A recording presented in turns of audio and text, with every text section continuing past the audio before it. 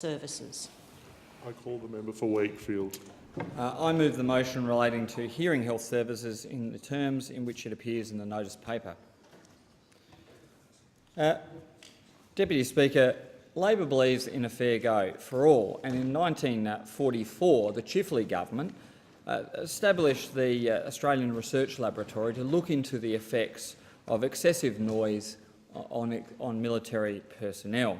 It was obviously what was the last year of the World War, and there was an attempt, I think, to look at the occupational issues that arise from military service, and we know that they're substantial.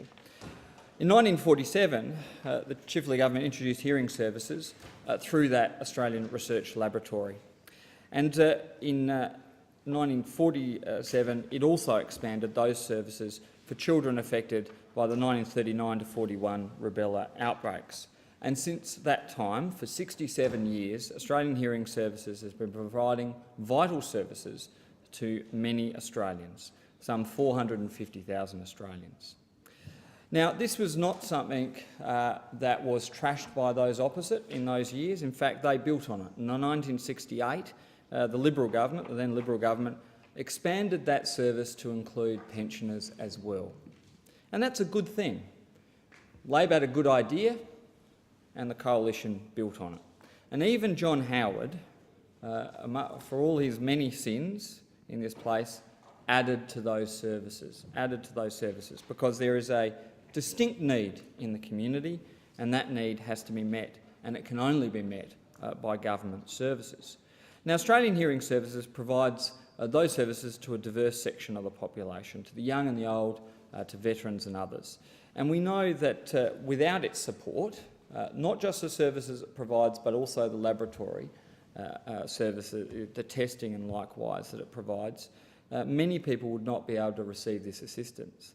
And we know that groups like Deaf Children Australia talk about hearing impairments being barriers to personal development and social inclusion for children and young people who are either deaf or hard of hearing. And so, it's obvious to all of us that if you can't hear, then you really face an uphill climb in terms of learning and participating in society. And when we had the recent week of activism, we certainly learnt that from some of the individuals who came up to Canberra to tell us.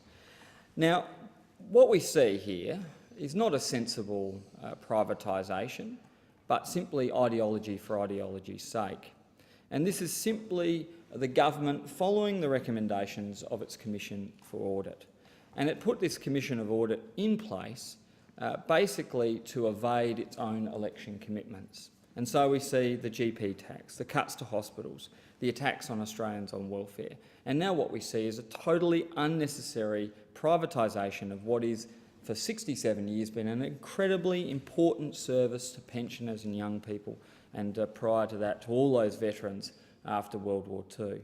And we know that privatisation will disrupt the service. We know there's a great deal of uncertainty related to the scoping study that this government has imposed upon Australian Hearing Services. Great uncertainty to the service, great chance of a break in that service, disruption to that service.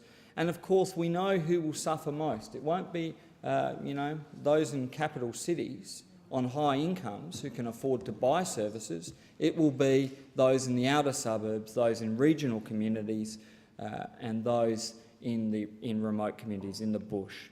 And people who don't live in the suburb of Warringah or Sturt or North Sydney, they won't be the people to suffer. It will be the people who are furthest from the GPO.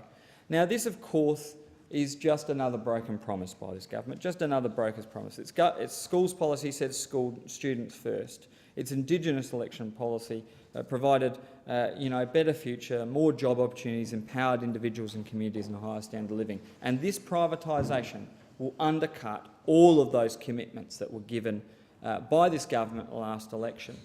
This government is on an ideological crusade, and the Commission of Audit, there hasn't been a more ruthless, nasty commission since Otto Niemeyer advised the government during the midst of the Depression. And we know what it's given us: the GP tax, cuts to hospitals and schools, attacking welfare recipients, attacking now the hearing impaired, devastating their services with a totally unnecessary privatisation which will disrupt services and damage services in what has been an incredibly important service Order. for The member's 67 time has years.